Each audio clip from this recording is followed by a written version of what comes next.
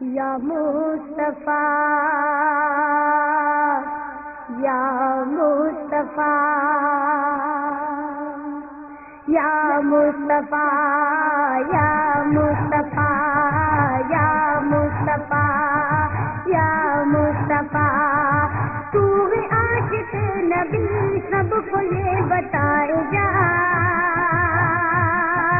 मुस्तफा के इश्क में महफिल الرحمن الرحيم الحمد لله نحمده ونستعينه ونؤمن به ونتوكل عليه ونعوذ بالله من شرور أنفسنا ومن سيئات أعمالنا من يهده الله فلا مضل له ومن يضلل فلا هادي له ونشهد أن لا إله إلا الله وحده لا شريك له ونشهد أن سيدنا ونبينا وقائدنا محمدا عبد الله ورسوله أرسله بالهدى ودين الحق ليظهره على الدين كله المشركون اللهم صل وسلم وبارك على سيدنا محمد وعلى آله وأصحاب سيدنا ومولانا محمد كما صليت وسلمت وباركت على سيدنا إبراهيم وعلى آل سيدنا إبراهيم وصل على جميع الأنبياء والمرسلين وآلهم وصحبهم وملائكتك الكرام أجمعين أما بعد فأعوذ بالله من الشيطان الرجيم بسم الله الرحمن الرحيم وعباد الرحمن الذين يمشون على الأرض هونا وإذا خاطبهم الجاهلون قالوا سلاما والذين يبيتون لربهم سجدا وقياما والذين يقولون ربنا اصرف عنا عذاب جهنم إن عذابها كان غراما إنها ساءت مستقرا ومقاما والذين إذا أنفقوا لم يسرفوا ولم يقتروا وكان بين ذلك قواما صدق الله مولانا العظيم وصدق وبلغ رسوله النبي الكريم ونحن على ما قال ربنا من الشاهدين الشاكرين والحمد لله رب العالمين. ബഹുമാനമുള്ള പണ്ഡിതന്മാരെ, സ്നേഹധന്യരായ സഹോദരന്മാരെ, പ്രിയപ്പെട്ട സഹോദരിമാരെ, അല്ലാഹു സുബ്ഹാനഹു വ തആല നമ്മുടെ ഈ ഒത്തുകൂടലും ഈ പരിപാടിയും ആഖിറത്തിൽ ഉപകരിക്കുന്ന സൽക്കർമ്മമായി നമ്മിൽ നിന്ന് കബൂൽ ചെയ്യുമാറാവട്ടെ.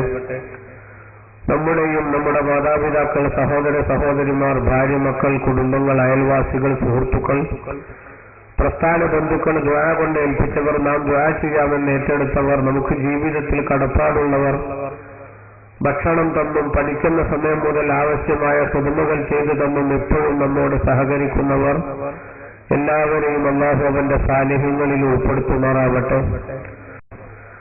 എന്താണ് ആചാരം, എന്താണ് അനാചാരം? ഇസ്ലാമിന്റെ പ്ലാറ്റ്ഫോമിൽ നിന്ന് സംസാരിക്കുമ്പോൾ ആചാരം എന്ന് പറഞ്ഞാൽ അല്ലാഹു സുബ്ഹാനഹു വ തആല ഹബീബ് റസൂലുള്ളാഹി സ്വല്ലല്ലാഹു അലൈഹി വസല്ലമ തങ്ങൾ മുഖേന ഈ ഉമ്മത്തിന് കൈമാറിയിട്ടുള്ള മതത്തിന്റെ തത്വങ്ങൾക്ക് വിരുദ്ധമാകാത്ത സംഗതികളാണ് ആചാരം എന്നതിന്റെ പരിധിയിൽ വരിക. അതിന്റെ നേരെ എതിരിൽ അല്ലാഹുവിന്റെ റസൂൽ സ്വല്ലല്ലാഹു അലൈഹി വസല്ലമ തങ്ങൾ പഠിപ്പിച്ചിട്ടുള്ള അടിസ്ഥാന തത്വങ്ങൾക്കും അതേപോലെ പ്രമാണങ്ങൾക്കും വിരുദ്ധമായ സംഗതികൾ മതത്തിന്റെ പേരിൽ കൊണ്ടു നടക്കുമ്പോഴാണ് അതിന് അനാചാരം എന്ന് ഇസ്ലാമികമായി പറയുക. നാട്ടിലെ നമ്മുടെ സാധാരണ ഭാഷയിൽ പലതിനെക്കുറിച്ചും ആചാരമെന്നും അനാചാരമെന്നും വേറെയും നാം പറയും.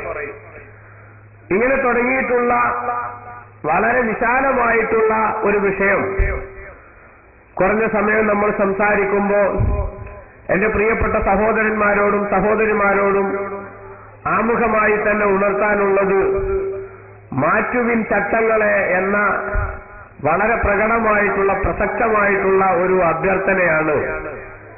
നടന്നുകൊണ്ടിരിക്കുന്ന എന്തും അങ്ങനെ തന്നെ തുടരണം എന്ന വാശിക്ക് പകരം നടന്നുകൊണ്ടിരിക്കുന്ന പ്രവർത്തനങ്ങൾ ശരിയല്ല എന്ന് മനസ്സിലാകുന്നുവെങ്കിൽ ആ അരുതായ്മ തള്ളിക്കളയാനുള്ള ചങ്കൂറ്റം കാണിക്കുന്നിടത്തേക്ക് വിശ്വാസികൾ വളർന്നു വരികയാണ് വേണ്ടത്.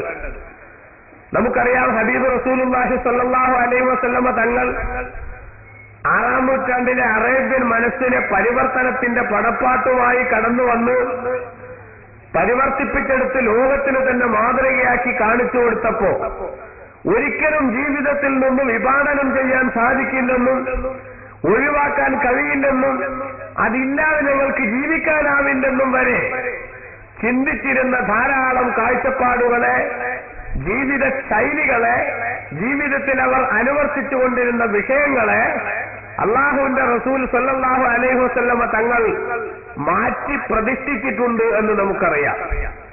6-ാം നൂറ്റാണ്ടിലെ അറബികൾ കള്ളു കുടിക്കാതെ ജീവിക്കുന്നതിനെ കുറിച്ച് ആലോചിക്കാൻ സാധിക്കാത്ത ജനങ്ങളായിരുന്നു.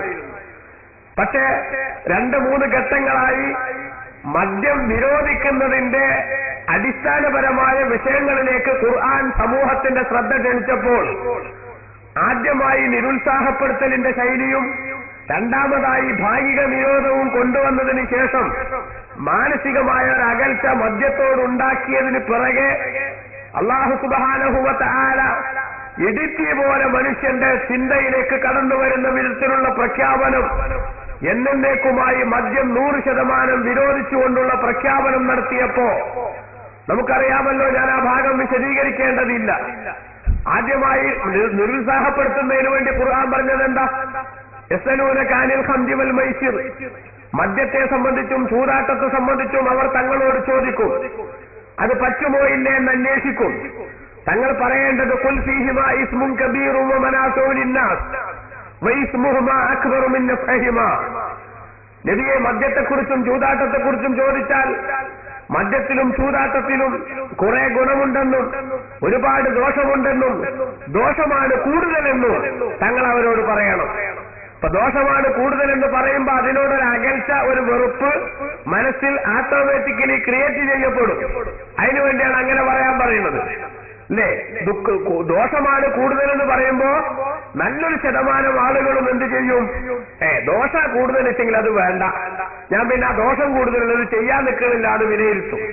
കുറെ ആളുകൾ അങ്ങനെ വിലയിരുത്തി. പക്ഷെ കുടിക്കാതെ ജീവിക്കാൻ കഴിയില്ല എന്ന് തോന്നുന്ന കുറെ ആളുകളോ, ഉപകാരം ഉണ്ടല്ലോ, അതുകൊണ്ട് ഞാൻ ഇപ്പൊ തൽക്കാലം ദേ നോക്കണുള്ളൂ എന്ന് പറഞ്ഞ് കുടിക്കാൻ തുടങ്ങി. അങ്ങനെ ഇരിക്കുമ്പോ കുറച്ചത് കഴിഞ്ഞപ്പോ അല്ലാഹു തആല എന്ത് ചെയ്തു? ഭാഗികമായി നിരോധം ഏർപ്പെടുത്തി. കുടിക്കാനേ പാടില്ല എന്ന് പറഞ്ഞു. ഫലാ തഖറബുസ് സ്വലാത്ത വഅൻതും സുകാറാ, നിങ്ങൾ ലഹരി ബാധിച്ചവരായ നിലക്ക് കെട്ടിറങ്ങുന്നതിന് മുമ്പേ, ഹാങ് ഓവർ മാറുന്നതിന് മുമ്പേ നിസ്കാരത്തിലേക്ക് അടുക്കാൻ പാടില്ല.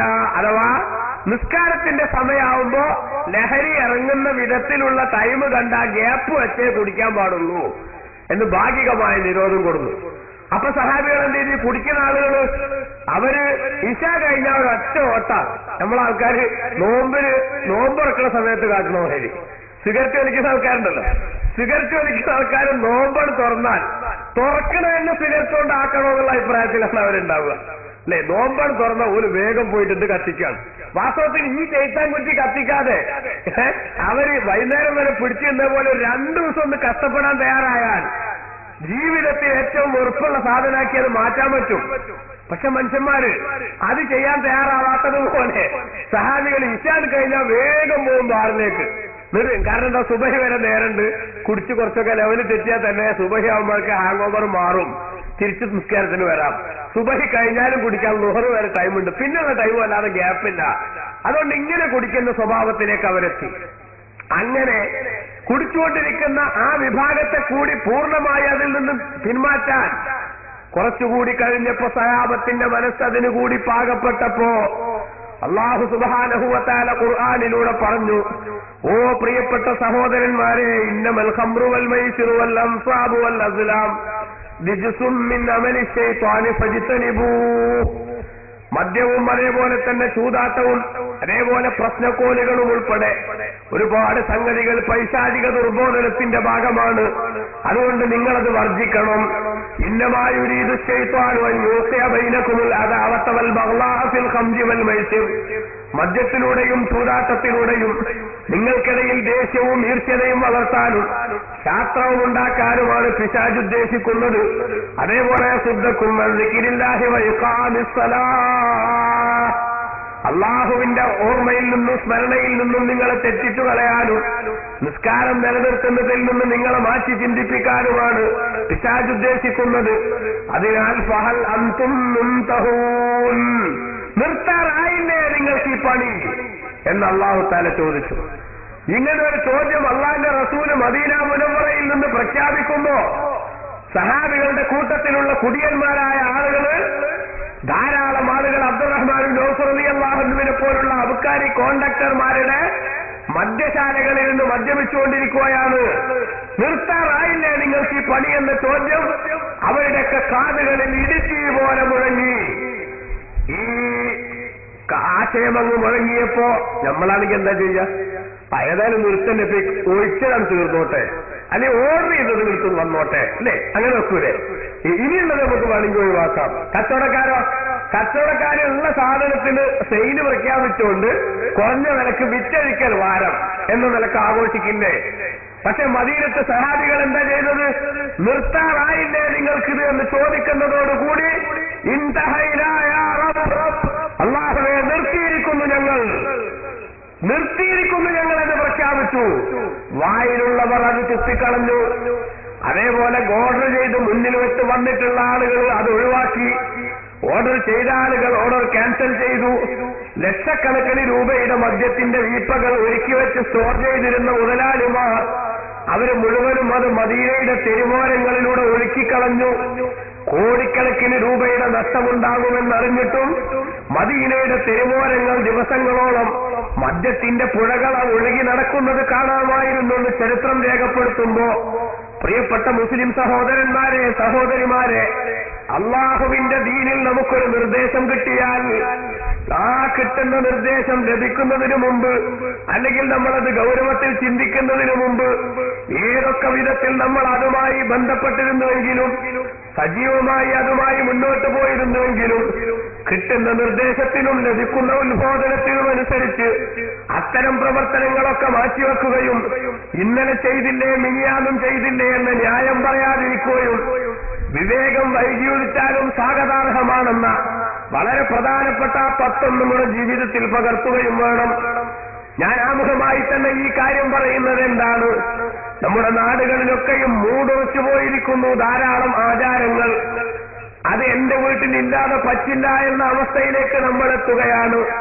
നേരത്തെ സ്വാഗത പ്രസംഗത്തിൽ സൂചിപ്പിച്ചതുപോലെ ആ വിധത്തിൽ നമ്മുടെ കാഴ്ചപ്പാടുകൾ മാറിക്കൊണ്ടിരിക്കുമ്പോ, അതിനനുസരിച്ചുള്ള പ്രവർത്തനങ്ങൾ നടത്തിക്കൊണ്ടിരിക്കുമ്പോ അള്ളാന്റെ റസൂല് നമ്മോട് വിലക്കിയിട്ടുള്ള ധൂർത്തിന്റെ ശക്തമായ അവസ്ഥ നമ്മുടെ ജീവിതത്തിൽ കടന്നു വരികയാണ്. അതേപോലെ തന്നെ ഇസ്ലാം വിലക്കിയിട്ടുള്ള ഒരുപാട് തെറ്റുകൾ നമ്മുടെ ജീവിതത്തിൽ കടന്നു വരികയാണ്. അതുകൊണ്ട് നമ്മുടെ ജീവിതത്തിൽ നമ്മൾ അനുഷ്ഠിക്കുന്ന ആചാരങ്ങൾ അത് മതത്തിന്റെ പേരിൽ ബഹുമാനമുള്ളതാണെന്ന് പറഞ്ഞാലും സാധാരണഗതിയിലുള്ള നിത്യജീവിതത്തിന്റെ ഭാഗമായി നടത്തുന്ന സംഗതികളാണെന്ന് പറഞ്ഞാലും ഒരിക്കലും തന്നെ ഇസ്ലാമിന് അന്യമായിട്ടുള്ള ആചാരങ്ങൾ അത് നമ്മുടെ ജീവിതത്തിൽ നമ്മൾ കൊണ്ടു നടക്കരുത്. ആചരിക്കാൻ നമുക്ക് നിർദ്ദേശിക്കപ്പെട്ടിട്ടുള്ളതാണ് ആചാരങ്ങൾ. ഓരോ രംഗത്തും അതിന്റെ ധാരാളം ഉദാഹരണങ്ങളും സാമ്പിളുകളും നമുക്ക് കാണാൻ സാധിക്കും. ഇപ്പൊ ഒരു വെള്ളിയാഴ്ച ദിവസം തന്നെ മുഅ്മിനീങ്ങൾക്ക് എത്ര ആചാരങ്ങളാണ്. പക്ഷേ പലപ്പോഴും അത്തരം ആചാരങ്ങളിൽ നമ്മൾ ശ്രദ്ധിക്കാറില്ല. അതേസമയത്ത് മാമൂലുകളുടെ പേരിൽ ഉണ്ടായിട്ടുള്ള ആചാരങ്ങൾ ഒഴിവാക്കാനും അതിനോട് കോംപ്രമൈസ് ആവാനും വരെ നമ്മൾ തയ്യാറല്ല. ജീവിതത്തിന്റെ ഒരു ചെറിയ ശതമാനം സമയത്തെങ്കിലും ഭൗതിക ജീവിതത്തിൽ നമ്മുടെ നാടൻ മാമൂലുകൾക്ക് വേണ്ടി നമ്മൾ കാണിക്കുന്ന ശുഷ്കാന്തിയുടെ ഒരു 50% ശുഷ്കാന്തി ജീവിതത്തിൽ നമ്മൾ പാലിക്കേണ്ട ആചാരങ്ങൾക്ക് വേണ്ടി, ആഖിറത്തിൽ ഉപകരിക്കുന്ന ആചാരങ്ങൾക്ക് വേണ്ടി നമ്മൾ വിനിയോഗിച്ചിരുന്നുവെങ്കിൽ നമ്മുടെ ഈമാനികമായ നിലവാരം എന്തുമാത്രം ഉയരുമായിരുന്നുവെന്ന് ഗൗരവത്തോടുകൂടി നമ്മൾ ആലോചിക്കണം.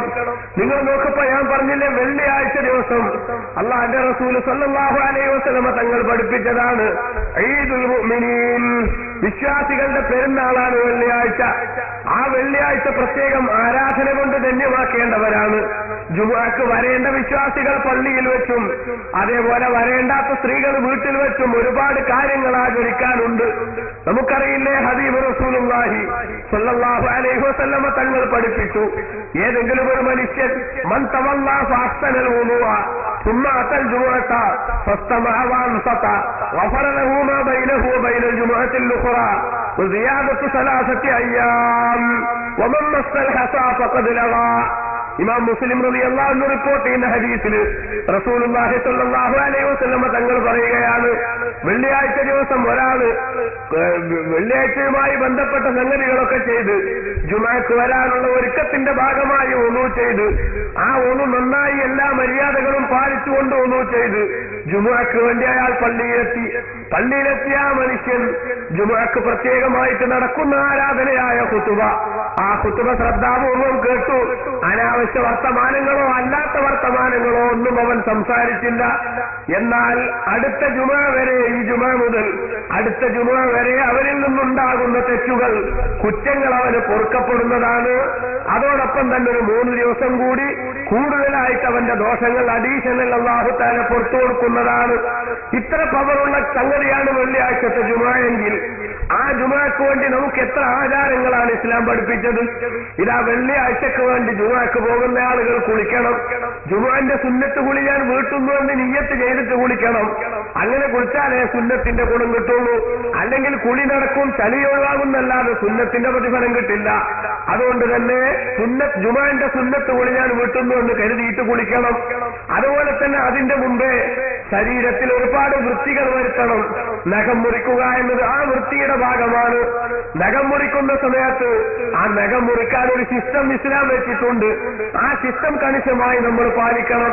ഞാൻ എന്റെ പ്രിയപ്പെട്ട സഹോദരിമാരോട് ചോദിക്കട്ടെ, നഖം മുറിക്കുന്ന സമയത്ത് ഏത് വിരലിന്റെ നഖം ആദ്യം മുറിക്കേണ്ടത് നമുക്ക് ആർക്കെങ്കിലും വല്ല നിർബന്ധ ബുദ്ധി ഉണ്ടായാലുണ്ടോ? അതേ സമയത്ത് ഭൗതിക മാമൂലിന്റെ പേരിൽ പ്രസവത്തിന് കൂട്ടിക്കൊണ്ടുപോകുന്ന സമയത്ത് എടുക്കേണ്ട സാരിയുടെ നിറത്തിൽ നമ്മൾ വല്ല വിട്ടുവീഴ്ചക്കും തയ്യാറുണ്ടോ? നമ്മുടെ ജീവിതത്തിൽ മാമൂലുകൾക്കുള്ള സ്ഥാനത്തിന്റെ 5% പോലും പലപ്പോഴും ജീവിതത്തിൽ നമ്മൾ പാലിക്കേണ്ട നന്മക്കില്ല. ഇപ്പൊ നഖം മുറിക്കുന്നതിന്റെ മര്യാദ എങ്ങനെ ഇസ്ലാം പഠിപ്പിച്ചത്? വലത്തെ കൈയിന്റെ ഈ ചൂണ്ടുവിരൽ മുതൽ ഇങ്ങോട്ട് തുടങ്ങി ചെറുവിരൽ വരെ മുറിച്ച് കഴിഞ്ഞതിന് ശേഷം തള്ളവിരൽ ഇവിടെ പറയാം, എന്താ പറയാച്ചാ അത് ഈ സാധനം, വലത്തെ കൈയിന്റെ ചൂണ്ടുവിരൽ മുതൽ തുടങ്ങി നടുവിരൽ, ഇപ്പുറത്തെ വിരൽ, മോതിരവിരല്, ചെറുവിരല് മുറിച്ച് കഴിഞ്ഞിട്ട് ഇത് ഇടത്തെ കൈയിന്റെ ചെറുവിരൽ മുതൽ ഇങ്ങോട്ട് തള്ളവിരൽ വരെ ഇങ്ങനെയാ മുറിക്കേണ്ടത്. നമുക്ക് സൗകര്യപ്പെട്ടത് ആദ്യം അടുത്ത കൈയാണെങ്കിൽ അതാണ് മുറിച്ചിട്ട് പിന്നെ അടുത്ത്, അല്ലേ? ഇങ്ങനെയല്ലേ പലപ്പോഴും നമുക്ക് വാശിയുണ്ടോ? വാശി വേണം അതിന്, കാരണം അള്ളാന്റെ റസൂല് പഠിപ്പിച്ച ദീനിലുള്ള നിയമമാണ്. അങ്ങനെ നമ്മൾ ചെയ്താൽ അതിന് നമുക്ക് പുണ്യം കിട്ടും. പക്ഷെ അതിന് നമുക്ക് വാശിയില്ല, അതിന് നമ്മൾ കോംപ്രമൈസിന് തയ്യാറാണ്. എങ്ങനെയായാലും എന്താ നഖം മുറിഞ്ഞാൽ പോരെന്നാണ്. അതേസമയത്ത് പേറ്റിന് കൂട്ടിക്കൊണ്ടുപോകുന്ന സമയത്തുള്ള സാരിയുടെ നിറം അത് വൈറ്റായിരിക്കണം എന്ന വിഷയത്തിൽ, വെള്ളയായിരിക്കണം എന്നുള്ള വിഷയത്തിൽ നമ്മൾ കോംപ്രമൈസിന് തയ്യാറല്ല. അപ്പൊ ആലോചിച്ചൊക്കെ ഞാൻ പറഞ്ഞത് അതുകൊണ്ടാണ് അള്ളാന്റെ റസൂല് പഠിപ്പിച്ച, ആചരിക്കാൻ നിർദ്ദേശിച്ച ആ നിർദ്ദേശങ്ങളിലാണ് നമ്മുടെ ജീവിതത്തിൽ നിർബന്ധ ബുദ്ധി വേണ്ടത്. അതേപോലെ കാലിന്റെ നഖം മുറിക്കുമ്പോ വലത്തെ കാലിന്റെ ചെറുവിരൽ മുതൽ തുടങ്ങി ക്രമമായിട്ട് ഇടത്തെ കാലിന്റെ ചെറുവിരലിൽ അവസാനിക്കുന്ന വിധത്തിലാണ് കാലിന്റെ നഖം മുറിക്കേണ്ടത്. ഈ തർത്തീബ് പാലിച്ചുകൊണ്ട് മുറിച്ചാൽ ഒന്നുകൂടി പുണ്യം കൂടുതൽ കിട്ടും. ചെയ്യാറുണ്ടോ എന്നുള്ളത് ആലോചിക്കണം. ഇല്ലെങ്കിൽ ഇനി മുതലെങ്കിലും നടപ്പാക്കണം. മനസ്സിലായില്ലേ? വലത്തെ കൈയിന്റെ കൈ മുറിക്കുമ്പോ വലത്തെ കൈയിന്റെ ചൂണ്ടുവിരൽ മുതൽ ഇങ്ങോട്ട് തുടങ്ങി ചെറുവിരൽ വരെ, എന്നിട്ട് തള്ളവിരല്, ഇടത്തെ കൈയിന്റെ ചെറുവിരൽ മുതൽ തള്ളവിരൽ വരെ മുറിക്കുക. വലത്തെ കാലിന്റെ ചെറുവിരൽ മുതൽ തുടങ്ങി ഇടത്തെ കാലിന്റെ ചെറുവിരൽ വരെ ക്രമമായിട്ട് തന്നെ മുറിക്കുക. ഇത് സുന്നത്താണ്. അത് വ്യാഴാഴ്ചയോ വെള്ളിയാഴ്ചയോ മുറിക്കുന്നത് വളരെ പ്രധാനപ്പെട്ട പുണ്യമാണ്. അതേപോലെ തന്നെ കച്ചരോമം ഒഴിവാക്കുക.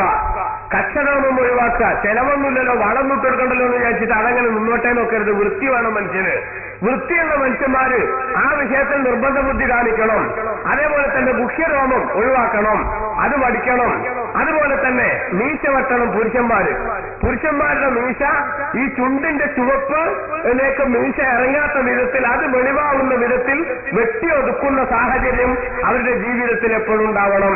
പല ആളുകളും മീശ കൊണ്ട് വളർത്തിയിട്ട് അതുകൊണ്ട് ചുണ്ടിലേക്ക് ഇറങ്ങി അങ്ങനെ ഇങ്ങോട്ട് ഇറക്കി നിർത്തലാണ് ഫാഷൻ എന്ന് മനസ്സിലാക്കുന്ന വൃത്തികേട് നമ്മൾ പലപ്പോഴും കാണാറുണ്ട്.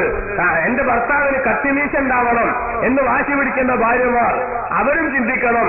ഈ ചുണ്ടിന്റെ ചുവപ്പ് വെളിവാകുന്ന വിധത്തിലുള്ള അങ്ങോട്ട് ഇറങ്ങാത്ത വിധത്തിലെ തന്റെ ഭർത്താവിന് മീശ ഉണ്ടാവാൻ പാടുള്ളൂ. ആളുള്ളത് കട്ടിയിലാകുന്നതിന് കുഴപ്പമൊന്നുമില്ല, തെറ്റൊന്നുമില്ല ഇസ്ലാമികമായിട്ട് എന്ന് മാത്രം ചിന്തിക്കുക.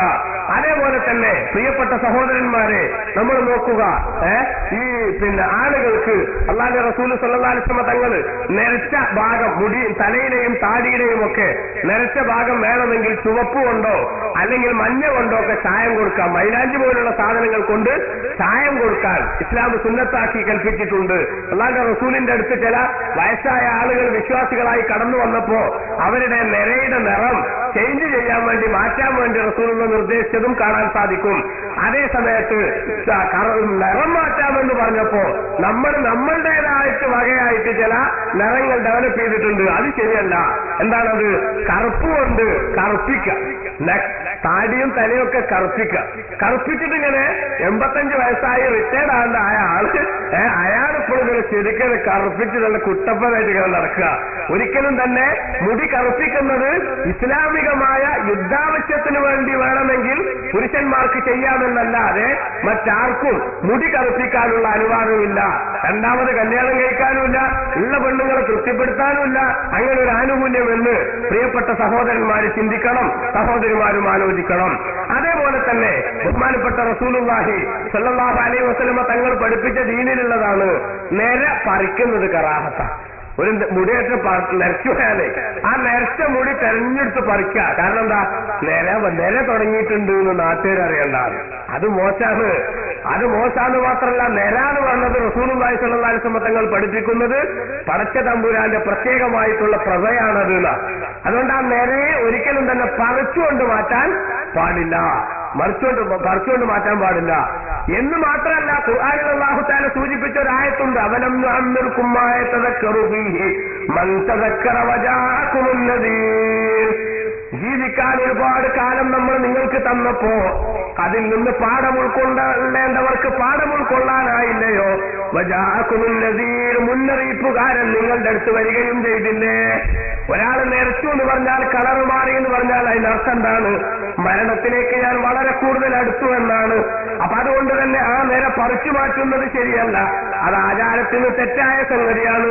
അതേപോലെ പുരുഷന്മാർ ജുമാക്ക് പോകുന്ന സമയത്ത് കസ്തൂരി ഉൾപ്പെടെയുള്ള സുഗന്ധങ്ങൾ ഉപയോഗിക്കുന്നത്, അതുപോലെ തന്നെ സുറുമയിടുന്നത് സുന്നത്താണ്. ഏറ്റവും നല്ല വസ്ത്രം ധരിച്ചുകൊണ്ട് ഭംഗിയാവുന്നത്, വിശേഷിച്ചും വെള്ള വസ്ത്രത്തിന് പ്രാമുഖ്യം കൊടുക്കേണ്ടത് വളരെ പ്രധാനപ്പെട്ട സംഗതിയാണ്. അതുപോലെ തന്നെ രാവിലെ നേരത്തെ ജുമുഅക്ക് പോകൽ സുന്നത്താണ്, ജുമുഅക്ക് നേരത്തെ പോകൽ ആചാരമാണ്. പ്രിയപ്പെട്ട സഹോദരന്മാരെ, നമ്മുടെ കൂട്ടത്തിൽ എത്ര ആളുണ്ട് രാവിലെ നേരത്തെ ജുമുഅക്ക് പോകാൻ? അല്ലാഹുവിന്റെ റസൂൽ സ്വല്ലല്ലാഹു അലൈഹി വസല്ലം തങ്ങൾ പഠിപ്പിക്കുന്നു, വെള്ളിയാഴ്ച സുബഹി മുതലുള്ള സമയത്തെ അല്ലാഹു സുബ്ഹാനഹു വ തആല 5 ഭാഗമായി ഡിവൈഡ് ചെയ്യുന്നുണ്ട്. ചില റിപ്പോർട്ടുകളിൽ 6 ഭാഗമായി എന്നും കാണാം. അപ്പൊ അങ്ങനെ 5 ഭാഗം എന്ന് വെച്ചാൽ തന്നെ സുബഹി നിസ്കാരം കഴിഞ്ഞത് മുതൽ പിന്നീടുള്ള സമയം ജുമുഅക്ക് വേണ്ടി വരുന്ന ആളുകളെ രജിസ്റ്ററിൽ ചേർക്കുന്നതിന് വേണ്ടി അള്ളാഹുവിന്റെ മലക്കുകൾ ഓരോ പള്ളിയുടെയും ജുമുഅത്ത് പള്ളിയുടെയും കവാടങ്ങളിൽ കാവൽ നിൽക്കും. എന്നിട്ട് ആ വാതിൽക്കൽ കാവൽ നിന്നുകൊണ്ട് വരുന്ന ആളുകളെ മലക്കുകൾ ഇങ്ങനെ രേഖപ്പെടുത്തും, അറ്റൻഡൻസ് രജിസ്റ്ററിൽ രേഖപ്പെടുത്തും. എന്താ രേഖപ്പെടുത്തുന്നത്? ആദ്യത്തെ ടൈമിന് മൊത്തം ഈ ജുമയ്ക്ക് ഖത്തീബ് മെമ്പർ കയറുന്നത് വരെയുള്ള ടൈമിനെ 5 ഡിവൈഡ് ചെയ്യും, അല്ലെങ്കിൽ 6 ഡിവൈഡ് ചെയ്യും. അങ്ങനെ ഡിവൈഡ് ചെയ്തിട്ട് ഒന്നാമത്തെ ടൈം ഇത്ര വരെ, രണ്ടാമത്തെ ടൈം ഇത്ര വരെ, മൂന്നാമത്തെ ടൈം ഇത്ര വരെ എന്നുള്ള രൂപത്തിൽ ഡിവൈഡ് ചെയ്യും. എന്നിട്ട് ആദ്യത്തെ ടൈമിൽ ജുമയ്ക്ക് വരുന്ന ആളുകൾക്ക് ഒരൊട്ടകത്തെ അറുത്തു കൊടുത്ത പ്രതിഫലം ആര് പ്രഖ്യാപിക്കും? അള്ളാഹു തആല പ്രഖ്യാപിക്കും. ഒന്നാമത്തെ ടൈമിൽ ജുമഅക്ക് വരുന്ന ആളുകൾക്ക് ഒരു ഒട്ടകത്തെ അറുത്തെടുത്ത കൂലി. പടച്ചോന്റെ തൗഫീഖ് കൊണ്ട് ഒരു നാട്ടിലും അതും ആൾക്കാർ ആരും കിട്ടാൻ സാധ്യതല്ല, അല്ലേ? കാരണം നമ്മൾ പറയാം ഈ 12:30 ഖുതുബക്ക് ഖത്തീബ് മെമ്പർ കയറാന്ന് സങ്കല്പിക്കുക ഉദാഹരണമായിട്ട്. അങ്ങനെയാണെങ്കിൽ 6 മണി മുതൽ ഈ ടൈം സ്റ്റാർട്ട് ചെയ്യുന്നുണ്ടെന്ന് സങ്കല്പിക്കുക. 6 മണി മുതൽ 12:30 വരെയുള്ള ടൈമിനെ നമ്മൾ 6 ഡിവൈഡ് ചെയ്താൽ 1 മണിക്കൂറും ചില്ലറയും ഒരു സമയത്തുണ്ടെങ്കിൽ അവർ 7:05 വരെ വരുന്ന ആളുകൾക്ക് ഒട്ടകത്തിന് അറുത്തെടുത്ത കൂലി, 7:05 മുതൽ 8:10 വരെ വരുന്ന ആളുകൾക്ക് പശുവിന് അറുത്തെടുത്ത കൂലി, 8:10 മുതൽ 9:15 വരെ വരുന്ന ആളുകൾക്ക് ആടിന് അറുത്തെടുത്ത കൂലി, 9:15 മുതൽ 10:20 വരെ വരുന്ന ആളുകൾക്ക് പിന്നെ കോഴി അറുത്തെടുത്ത കൂലി, 10:30 മുതൽ 10:20 മുതൽ 11:25 വരെ വരുന്ന ആളുകൾക്ക് പൈങ്ങാക്കിളിയെ ധർമ്മം ചെയ്ത കൂലി, ആ ടൈം മുതൽ 12:30 വരെ വരുന്ന ആളുകൾക്ക് കോഴിമുട്ട ധർമ്മം ചെയ്ത കൂലി. ഇങ്ങനെയാണ് ആ ഹദീസ് അനുസരിച്ച് പ്രഖ്യാപിക്കപ്പെടുന്നത്. അപ്പൊ ഒന്നാമത്തെ ടൈമിന് 6 മുതൽ 7:05 വരെ വരുന്ന ആളുകൾ ഒരു മഹാനെയും ആ കൂട്ടത്തിന് ഒരു നാട്ടിലും കാണാറില്ല. ഇപ്പോ അല്ലെ, പണ്ട് കാലത്ത് സഹാബികളൊക്കെ ചൂട്ട് കത്തിച്ച് പോയിരുന്നു എന്നാണ്. അങ്ങനെ നേരത്തെ പറ്റുന്നത്ര നേരത്തെ പോകണം. എന്നാലോ പ്രിയപ്പെട്ട സഹോദര, അപ്പൊ ഒട്ടകം നമുക്ക് വേണ്ടാന്ന് വെക്കുക. എന്നാ തന്നെയും ഖത്തീബ് മിമ്പറിലേക്ക് വരുന്ന സമയമാകുന്നത് വരെ വരുന്നവരെ മുഴുവനും രജിസ്റ്ററിൽ ബഹുമാനപ്പെട്ട മലക്കുകൾ റെക്കോർഡാക്കും. എന്നാലോ ഖത്തീബ് മിമ്പറിലങ്ങ് ഖത്തീബ് മിമ്പർ കയറിയിട്ട് വരുന്ന ഒരൊറ്റ ആളുടെ പേരും രജിസ്റ്ററിൽ ഉണ്ടാവില്ല.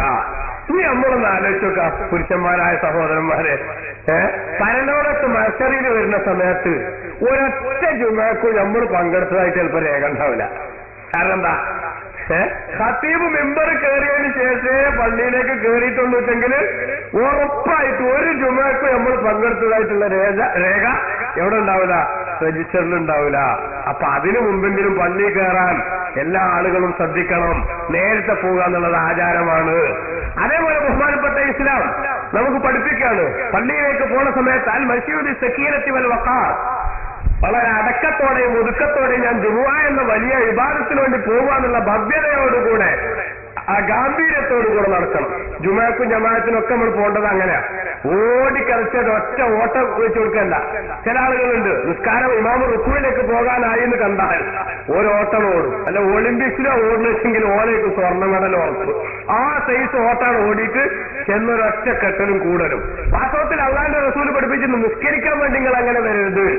ജമാഅത്തിനും 6 റക്അത്ത് പോയെങ്കിൽ പോട്ടെ, കൃത്യമായിട്ട് മുഴുവനും കിട്ടണമെന്ന് നിർബന്ധമുള്ള ആള് നേരത്തെ ജമാഅത്തിനെത്തണം. അതെത്താതെ ഇവിടുന്ന് ഓടിക്കിടക്കണ്ട, സാവധാനം വരിക. വന്നിട്ട് കിട്ടിയത് നിസ്കരിക്കുക ഇമാമിന്റെ കൂടെ, ബാക്കിയുള്ളത് ഇമാമ് സലാം വീട്ടിയ ശേഷം പൂർത്തിയാക്കുക. കണ്ടോ, അത് മര്യാദയാണ്. അപ്പൊ മര്യാദയോടുകൂടെ ബഹുമാനത്തോടുകൂടെ ഞാൻ ജുമഅക്ക് പോവുകയാണ്, അല്ലെ ജമാഅത്തിന് പോവുകയാണെന്നുള്ള ബോധത്തോടുകൂടെ നടക്കുക, അത് മര്യാദയാണ്. അതേപോലെ തന്നെ പള്ളിയിലെത്തിയാൽ അൽ-ഇസ്തിഗ്ഹാൽ ബിൽ ഖിറാഅത്തി വൽ-ദിക്രി വൽ-ഇസ്തിഗ്ഫാർ, അല്ലാഹുവിന്റെ ഖുർആൻ പാരായണത്തിലും അതേപോലെ ദിക്റുകൾ ചൊല്ലുന്നതിലും അതുപോലെ തന്നെ പൊറുക്കലിന് തേടുന്ന അസ്തഗ്ഫിറുല്ലാഹ് ചെല്ലുന്നതിലൊക്കെ ജോലിയാവുക. പള്ളിയിൽ നേരത്തെ വന്നാൽ തന്നെ ഹൗസിന്റെ അവിടെ ഇങ്ങനെ ചുറ്റി നിന്നിട്ട് ആൾക്കാരോട് വർത്താനം പറയാം. ഖത്തീബ് മുമ്പ് കയറിയതിനു ശേഷം എന്താക്കാം, പള്ളിക്ക് പോകാമെന്ന് വിചാരിച്ചിട്ട്. ജുമുഅന്റെ മുമ്പെങ്ങാനും പ്രസംഗമുള്ള സ്ഥലമാണെങ്കിൽ ഉറപ്പായിട്ടും ചെറുപ്പക്കാർ പുറത്തേ നിൽക്കുള്ളൂ. കാരണം എന്താ, അതാണ് കഴിഞ്ഞോട്ട് അത്രയും സമയം സഹിക്കണ്ടല്ലോ എന്ന്. അപ്പൊ നേരത്തെ പള്ളിയിൽ കയറുന്നത് അങ്ങനെ ഒരു സംഗതി ഉണ്ടായാൽ പലപ്പോഴും ജനങ്ങൾ മുടക്കുകയാണ് എന്ന കാര്യം കൂടി നമ്മൾ മനസ്സിലാക്കണം. അതുകൊണ്ട് തന്നെ അങ്ങനത്തെ പ്രസംഗങ്ങളൊക്കെ ജുമുഅന്റെ മുമ്പുള്ളത് ഇല്ലാതാക്കാനാണ്. കഴിഞ്ഞ കാലത്തൊന്നും സാലിഹ്യങ്ങളെ ചെയ്യാറില്ലല്ലോ, ആ രൂപം സ്വീകരിക്കാനാണ് നമ്മൾ ശ്രദ്ധിക്കേണ്ടത് എന്നുകൂടി ഇടയ്ക്ക് ഞാൻ സൂചിപ്പിക്കുന്നു. അതേപോലെ തന്നെ ഖുതുബ തുടങ്ങിയാൽ അൽ-ഇൻസാത്ത്, ശ്രദ്ധാപൂർവ്വം ഖുതുബ കേൾക്കുക എന്നുള്ളത്. ശ്രദ്ധാപൂർവ്വം ഖുതുബ കേൾക്കണം. ആ സമയത്ത് ഒരു വർത്താനവും പറയാൻ പാടില്ല എന്ന് മാത്രമല്ല, നമ്മുടെ ശ്രദ്ധ അതിലേക്കല്ലാതെ വേറെ ഒന്നിലേക്കും തിരിക്കാൻ പാടില്ല.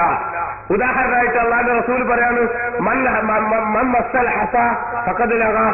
ആരെങ്കിലും കല്ലുമ തൊട്ട അനാവശ്യം പ്രവർത്തിച്ചു. കല്ലുമ തൊടുക അന്നത്തെ പള്ളിയുടെ കോലം വെച്ച് പറയാണ്.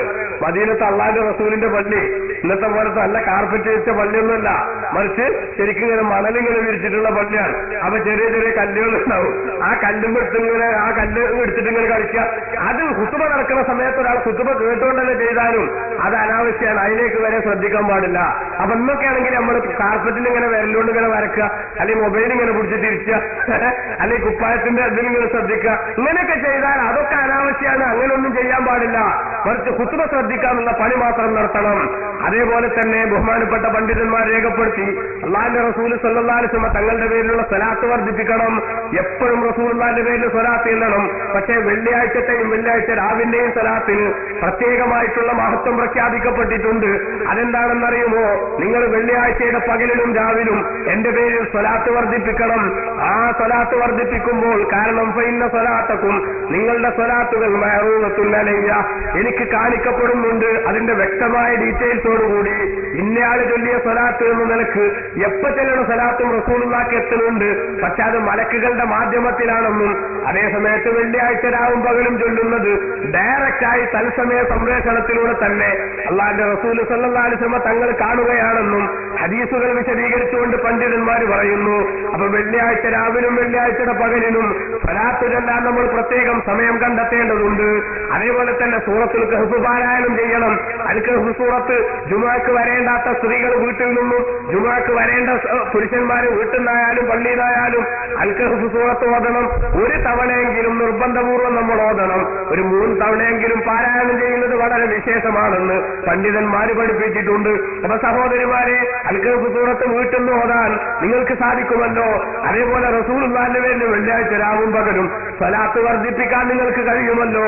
അങ്ങനെ വെള്ളിയാഴ്ചയുടെ മഹത്വത്തിൽ നിങ്ങൾ പങ്കെടുക്കേണ്ട അത്തരം ഭാഗങ്ങളൊക്കെ നിങ്ങൾ കൂടി ഉപയോഗപ്പെടുത്തണമെന്ന് ഉണർത്തുന്നു. നിങ്ങൾ നോക്കൂ, ബഹുമാനപ്പെട്ട റസൂലുള്ളാഹി സ്വല്ലല്ലാഹു അലൈഹി വസല്ലം തങ്ങൾ പഠിപ്പിച്ചിരിക്കുകയാണ്, മൻ ഖറഅഹ യൗമൽ ജുമുഅ വെള്ളിയാഴ്ച ദിവസം ഒരാൾ അൽ കഹ്ഫ് സൂറത്ത് ഓതിയാൽ അല്ലാഹു ലഹു മിനൻ നൂരി മാ ബൈനൽ ജുമുഅത്തൈൻ 2 ജുമുഅക്കിടയിലുള്ള എല്ലാ സമയത്തും അല്ലാഹു സുബ്ഹാനഹു വ തആല അവന് പ്രത്യേകമായിട്ട് പ്രകാശത്തിന്റെ വെളിച്ചം നൽകിക്കൊണ്ട് അല്ലാഹു അവനെ ആദരിക്കുമെന്ന് റസൂൽ പഠിപ്പിക്കുന്നു. നോക്കൂ നിങ്ങൾ, അൽ കഹ്ഫ് സൂറത്തിന്റെ പാരായണത്തിന് വലിയ മഹത്വമുണ്ട്. ദജ്ജാൽ വരുന്ന കാലഘട്ടത്തിൽ ഒരു മനുഷ്യൻ അൽ കഹ്ഫ് സൂറത്തിന്റെ ആദ്യത്തെ 10 സൂക്തങ്ങൾ അല്ലെങ്കിൽ അവസാനത്തെ 10 ആയത്തുകൾ ഓതിയാൽ ദജ്ജാലിന്റെ കെണിയിൽ അവൻ കുടുങ്ങില്ലെന്ന് റസൂൽ പഠിപ്പിച്ചിട്ടുണ്ട്. അതുകൊണ്ട് തന്നെ ഈ സൂറത്തുൽ കഹ്ഫ് പ്രത്യേകമായിട്ട് പാരായണം ചെയ്യാൻ ആ ദിവസം നമ്മൾ ഉപയോഗപ്പെടുത്തണം. അതേപോലെ സയ്യിദുൽ അയ്യാമി ദിവസങ്ങളുടെ ലീഡറാണ് വെള്ളിയാഴ്ച എന്ന് റസൂൽ പഠിപ്പിച്ചിട്ടുണ്ട്. അതുകൊണ്ട് ആ ദിവസത്തിൽ പ്രത്യേകം ധർമ്മം വർദ്ധിപ്പിക്കണം. അതേപോലെ തന്നെ പ്രാർത്ഥന വർദ്ധിപ്പിക്കണം. എന്തേ കാരണം? പണ്ഡിതന്മാർ രേഖപ്പെടുത്തുന്നു, അള്ളാഹിന്റെ റസൂൽ പഠിപ്പിച്ചിട്ടുണ്ട് വെള്ളിയാഴ്ച ഒരു സമയമുണ്ട്. ആ സമയത്ത് ഏതൊരു മൂമിനായ മനുഷ്യൻ അള്ളാഹിനോട് ദ്വാരന്നാലും ആ ദുആ അല്ലാഹു സ്വീകരിക്കേണ്ട ചെയ്യും. അള്ളാഹുവിന്റെ പ്രോമിസ് ഉള്ള ഒരു സമയമുണ്ട് വെള്ളിയാഴ്ച. പക്ഷെ ആ സമയം ഏതാണ്? അത് സസ്പെൻസാണ്. എപ്പോഴാന്ന് പറഞ്ഞിട്ടില്ല. അതെന്തിനാ സസ്പെൻസ്? എന്തിനാ സസ്പെൻസ്? നമ്മളെ കുറെ സമയം ദ്വാരക്കാൻ എപ്പോഴും കുറെ ദ്വാരക്കാൻ വേണ്ടി മറ്റു ടൈം പറഞ്ഞാൽ നമ്മൾ ആ സമയത്തേ ദ്വാരക്കുള്ളൂ. അപ്പൊ നമുക്കറിയില്ലേ, നമ്മളിപ്പോ ലൈലത്തുൽ ഖദർ അല്ലാഹുവിന്റെ റസൂല് പറഞ്ഞു റമളാൻ മാസത്തിലുള്ള ലൈലത്തുൽ ഖദർ, അത് ആ റമളാനിലാണ് ഉറപ്പ്. അവസാനത്തെ 10 ആകാനുള്ള സാധ്യത കൂടുതൽ. അതിനെ തന്നെ ഒറ്റയിട്ട രാവുകളിലാവാൻ ഏറ്റവും സാധ്യത കൂടുതൽ. ഇത്രയേ ഉള്ളൂ അല്ലേ? എന്നിട്ട് നമ്മൾ എന്ത് ചെയ്തു? അപ്പൊ ഈ ഒറ്റയിട്ട രാവൊക്കെ സജീവാക്കേണ്ടതാണ് ശരിക്ക്. പക്ഷെ നമ്മൾ അതിലൊന്നും നിൽക്കേണ്ടതെന്ന് നമ്മൾ തീരുമാനിച്ചു 27 തന്നെയാണ് അല്ലേ? 27 രാവിലെ തന്നെയാണ് നമ്മളത് തീരുമാനിച്ചു ലൈലത്തുൽ ഖദർ. എന്നിട്ടോ 27 രാവിലെ മാത്രം നമ്മൾ പള്ളിയിൽ കൂടുന്നൊരു പള്ളിയിൽ, വീട്ടിൽ കൂടുന്നൊരു വീട്ടിൽ, അങ്ങനെ എല്ലാ സ്ഥലത്തും കൂടി അല്ലേ? വാസ്തവത്തിൽ അങ്ങനെയാണോ വേണ്ടത്? അല്ല. റമളാനിൽ മൊത്തം ലൈലത്തുൽ ഖദർ പ്രതീക്ഷിക്കണം. അവസാനത്തെ 10 വിശേഷിച്ചും പ്രതീക്ഷിക്കണം. അവസാനത്തെ 10 ഒറ്റയിട്ട രാവുകളെ അതിവിശേഷത്തോടുകൂടി നമ്മൾ കാണണം, ആരാധന കൊണ്ട് ധന്യമാക്കണം. ഇതിനു വേണ്ടിയാണ് എന്ത് ചെയ്തത്? അത് എപ്പോഴാണ് കൃത്യമായിട്ട് ടൈം നിർദ്ദേശിക്കപ്പെടാതിരുന്നത്?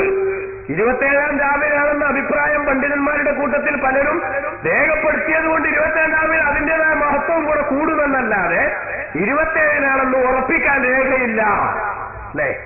പക്ഷേ ഒരു പൊതു വലിയൊരു വേദിയൊക്കെ എവിടെയെങ്കിലും ഉണ്ടാക്കുകയാണെങ്കിൽ അതിപ്പോ ഏതെങ്കിലും ഒരു എല്ലാം വലിയ വേദി പ്രസക്താവുമല്ലോ.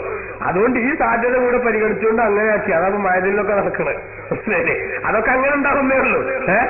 പാടത്ത് കൂടിയെന്നൊന്നും ബേജാറാകേണ്ടതുമില്ല. എന്താ കാരണം? എവിടെയും കൂടാതെ കടന്നുറങ്ങുന്ന മനുഷ്യന്മാരെ ടാർഗറ്റ് ചെയ്തിട്ടാണ് എന്ത് ചെയ്യുന്നത്, അങ്ങനെ നടക്കുന്നത്. അപ്പൊ എവിടെയും കൂടാതെ വീട്ടിൽ പോയി കിടന്നുറങ്ങണ അല്ലെങ്കിൽ അന്നും സിനിമ കണ്ടിരിക്കുന്ന ചങ്ങായിമാര് അന്നത്തെ ഒരു ദിവസമെങ്കിലും ഇതൊന്നും ഒഴിവാകട്ടെ എന്നുള്ള നിലക്കൊരു സൈറ് നടക്കുകയാണെങ്കിൽ പാടത്ത് കൂടേണ്ടതാണോ ഏറ്റിക്കാസ് ഇരിക്കേണ്ടതല്ലേ എന്ന് ചോദിക്കണ്ട. ശരിയല്ലേ? എന്നോട് ഒരാൾ ഒരു മൗലവികൾ ചോദിച്ചു, ഒരു ശൂന്യല്ലാത്ത ഒരാള് 25 രാവിലെ ഇങ്ങനെ പാടത്ത് കൂടുന്നതിന്റെ വിധി എന്താണെന്ന് ചോദിച്ചു. അപ്പൊ എന്താ പ്രശ്നം എന്ന് വെച്ചാൽ, അല്ല അന്ന് ജനങ്ങൾ ഏച്ചിക്കാസ് ഇരിക്കേണ്ട ദിവസമല്ലേ വെച്ചു. നിങ്ങൾ കഴിഞ്ഞ 27 എവിടെ ഏച്ചിക്കാസ് ഇരുന്നെന്ന് വെച്ചാൽ അവിടെ നിങ്ങൾ കഴിഞ്ഞ 27 എവിടെ ഏച്ചിക്കാസ് ഇരുന്നെന്ന് വെച്ചു. അപ്പൊ ഞാൻ എവിടെ ഇരുന്നിട്ടില്ല. ശരി, അപ്പൊ ഈ ജനങ്ങൾ പറഞ്ഞാൽ നിങ്ങൾ വിട്ടിട്ടില്ലേ?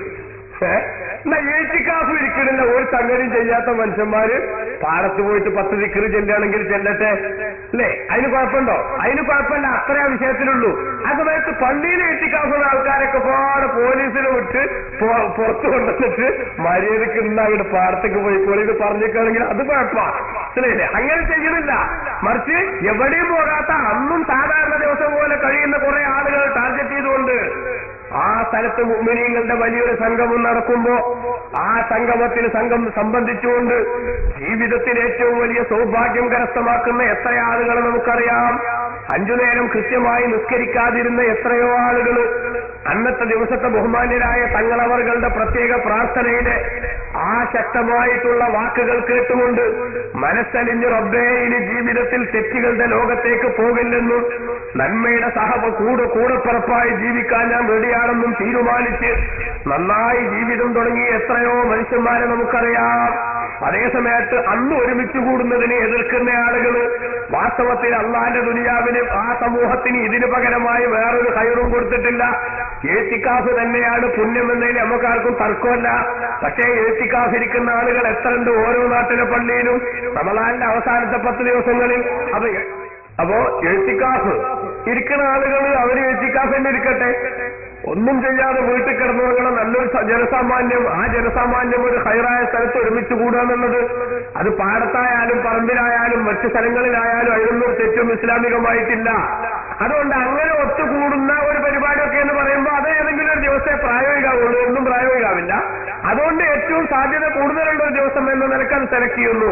അസമയത്ത് നമ്മുടെ നിത്യജീവിതത്തിൽ 27 മാത്രം എന്തിന് കണ്ടാ പോരാ, ലൈലത്തുൽ ഖദറിന് കണ്ടാ പോരാ. റമളാന്റെ മൊത്തം നമ്മൾ പ്രതീക്ഷിക്കണം, അവസാനത്തെ 10 വിശേഷിച്ചു നോക്കണം.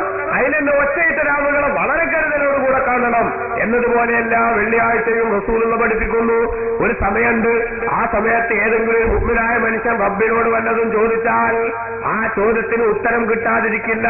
പക്ഷേ ടൈം ഏതാണെന്നുള്ളത് അല്ലാഹു ആയാലും നമുക്കറിയില്ല. അപ്പൊ ടൈം ഏതാണെന്ന് അറിയില്ലെങ്കിൽ ഏത് ടൈമിലായാലും കിട്ടാൻ വേണ്ടിയിട്ട് നന്നായിട്ട് ദുആ വർദ്ധിപ്പിക്കണം വെള്ളിയാഴ്ച ദിവസം എന്ന് ബഹുമാനപ്പെട്ട ഇസ്ലാം പഠിപ്പിച്ചു. അതൊരു വലിയ ആചാരമാണ്. എന്നത്തെക്കാൾ ദ്വാരക്കാൻ കൂടുതൽ സമയം കാണേണ്ട ദിവസമാണത്. കാരണം നമ്മുടെ ഉപ്പൂപ്പ ആദം നബി അലൈഹി ഇസ്ലാമിന്റെ ജന്മദിനമാണെന്ന്. വെള്ളിയാഴ്ച ദിവസം ഒരുപാട് കാര്യങ്ങൾ നടക്കുന്ന ദിവസമാണ്. അതുകൊണ്ട് അതിന്റെ മഹത്വം നമ്മൾ കാണണം. അതുപോലെ തന്നെ പ്രിയപ്പെട്ട സഹോദരന്മാരെ, വെള്ളിയാഴ്ച ജുമുഅക്ക് വരുന്ന ആളുകൾ ജുമുഅ നിസ്കാരം കഴിഞ്ഞ് അങ്ങനെ തന്നെ ഇരുന്നിട്ട് 7 തവണ ഫാത്തിഹയും 7 തവണ ഖുൽ ഹുവല്ലാഹു അഹദും 7 തവണ ഖുൽ അഊദു ബിറബ്ബിൽ ഫലക്കും 7 തവണ ഖുൽ അഊദു ബിറബ്ബിൻ നാസും പാരായണം ചെയ്യുന്നത് വലിയ മഹത്വമാണ്. ബഹുമാനപ്പെട്ട സയ്യിദുദ്ദീൻ മഖ്ദൂം റളിയല്ലാഹു അൻഹുവിനെ പോലുള്ള പണ്ഡിതന്മാർ അത് വ്യക്തമായി വിശദീകരിച്ചിട്ടുണ്ട്. എന്താ കാരണം?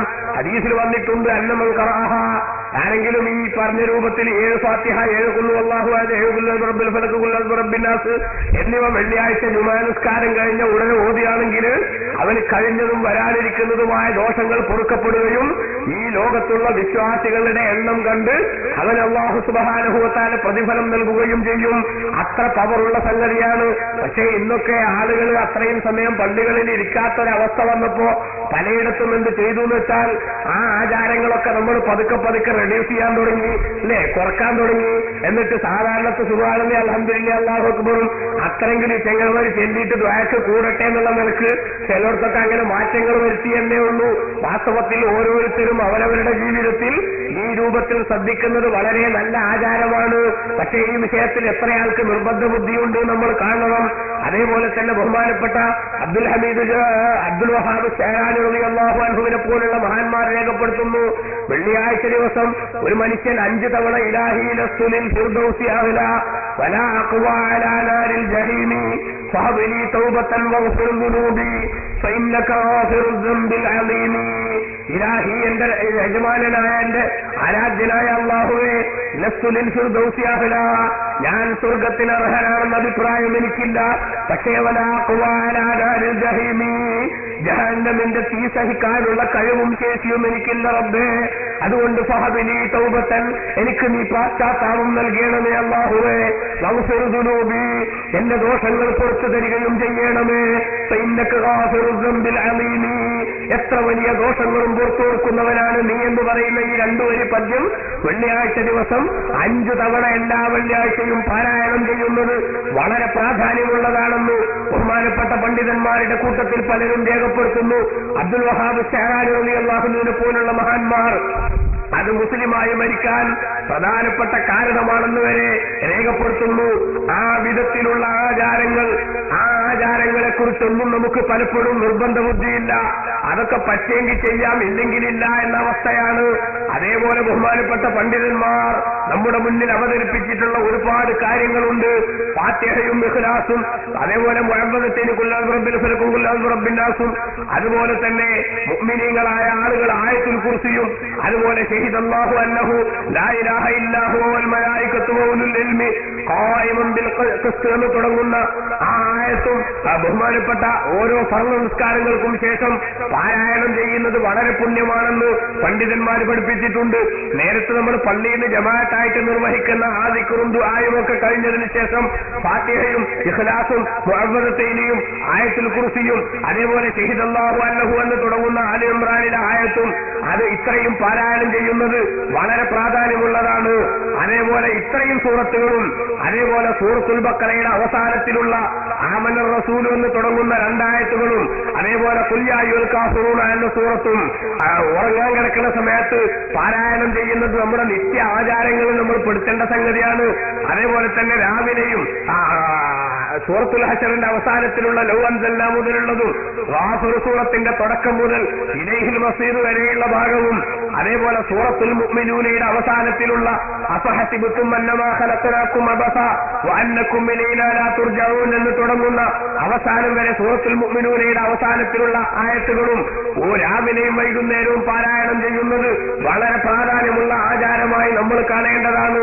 അതേപോലെ നിത്യവും അലിഫ് ലാം മീം സജദ, അതുപോലെ സൂറത്തു യാസീൻ, സൂറത്തു ദുഖാൻ, അതുപോലെ സൂറത്തുൽ വാഖിഅ, അതുപോലെ സൂറത്തുൽ മുൽക്ക് തബാറക സൂറത്ത്, അതുപോലെ തന്നെ സൂറത്തുൽ സൽസല ഇദാ സുൽസിലത്തിൽ അർദു സിൽസാലഹ എന്ന സൂറത്ത്, അതുപോലെ സൂറത്തു തകാസുർ അൽഹാഖുമുത് തകാസുർ എന്ന സൂറത്ത്, ഇങ്ങനെയുള്ള സൂറത്തുകളൊക്കെ എന്നും നമ്മുടെ ജീവിതത്തിലെ ആചാരമായി നിത്യമായിട്ട് പാരായണം ചെയ്യാൻ സമയം കണ്ടെത്തുന്നതിൽ ഒരുപാട് മഹത്വങ്ങൾ ബഹുമാനപ്പെട്ട ഇസ്ലാം പഠിപ്പിച്ചിട്ടുണ്ട്.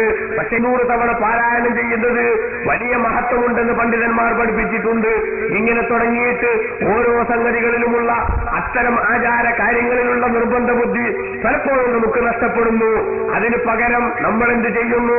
നമ്മുടെ ജീവിതത്തിലെ മാമൂലുകളുടെ പുറകെ പോയി ആ മാമൂലുകൾ ജീവിതത്തിൽ പകർത്താൻ വേണ്ടി എന്ത് ത്യാഗം സഹിക്കാനും തയ്യാറാകുന്നു. അങ്ങനെ മാമൂലുകളുടെ കൂട്ടത്തിൽ കടന്നുകൂടുന്ന അനാചാരങ്ങൾ ഓരോ ദിവസവും അത് ഡെവലപ്പഡായി വന്നുകൊണ്ടിരിക്കുകയാണ്, പുരോഗതി പ്രാപിച്ചു വന്നുകൊണ്ടിരിക്കുകയാണ്. എന്റെ പ്രിയപ്പെട്ട സഹോദരിമാരോട്, സഹോദരന്മാരോട് സ്നേഹത്തിന്റെ ഭാഷയിൽ ഞാൻ ഉണർത്തുന്നു.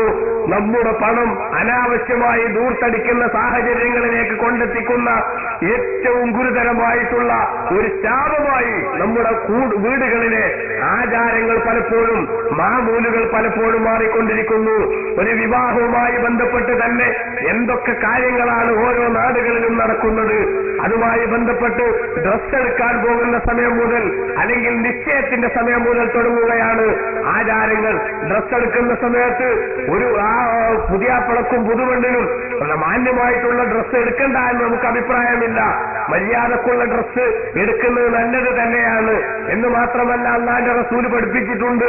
അല്ലാഹു സുബ്ഹാനഹു വ തആല ഇന്നല്ലാഹ യുഹിബ്ബു അൻ യറാ അസറ നിഅമതിഹി അലാ അബ്ദിഹി, തന്റെ അടിമയിൽ അള്ള കൊടുത്ത നിഅമത്തിന്റെ അടയാളവും ലക്ഷണവും കാണുന്നത് റബ്ബിന് ഇഷ്ടമാണ്. അപ്പൊ കഴിവുള്ള ആളുകൾ നല്ല വില കൂടിയ ഡ്രസ്സ് തന്നെ ധരിക്കുന്നതിന് ഈ കാഴ്ചപ്പാടനുസരിച്ചാണെങ്കിൽ ഇസ്ലാമിൽ കുഴപ്പമില്ല. കണ്ടില്ലേ നിങ്ങൾ കിബറിനെ കുറിച്ച് റസൂൽ എന്ന് പറഞ്ഞപ്പോ സഹാബത്ത് ചോദിച്ചില്ലേ നബിയെ, ഞങ്ങൾക്ക് നല്ല ചെരുപ്പും നല്ല കുപ്പായവും നല്ല വണ്ടിയും ഒക്കെ ഉണ്ടാവുന്നത് ഞങ്ങൾക്ക് ഇഷ്ടമുണ്ടാവില്ല, അതൊക്കെ കിബറിപ്പെടുവോ? അല്ലാഹുവിന്റെ റസൂലിനോട് ചോദിച്ചപ്പോൾ നബിതങ്ങൾ എന്താ പറഞ്ഞത്? ഇന്നല്ലാഹ ജമീലുൻ യുഹിബ്ബുൽ ജമാൽ, അല്ലാഹു തആല ഭംഗി ഇഷ്ടപ്പെടുന്നവനാണ്. അല്ലാഹുവിന്റെ നിഅമത്ത് അവന്റെ അടിമയിൽ കാണുന്നത് റബ്ബിന് ഇഷ്ടമാണ്. അപ്പൊ ആ കാഴ്ചപ്പാടിലൂടെ ചിന്തിച്ചുകൊണ്ട് വില കൂടിയ ഡ്രസ്സ് തന്നെ ധരിക്കുന്നതിന് കുഴപ്പമില്ല. പക്ഷേ ഇന്നിന്റെ സാഹചര്യം എന്താണ്?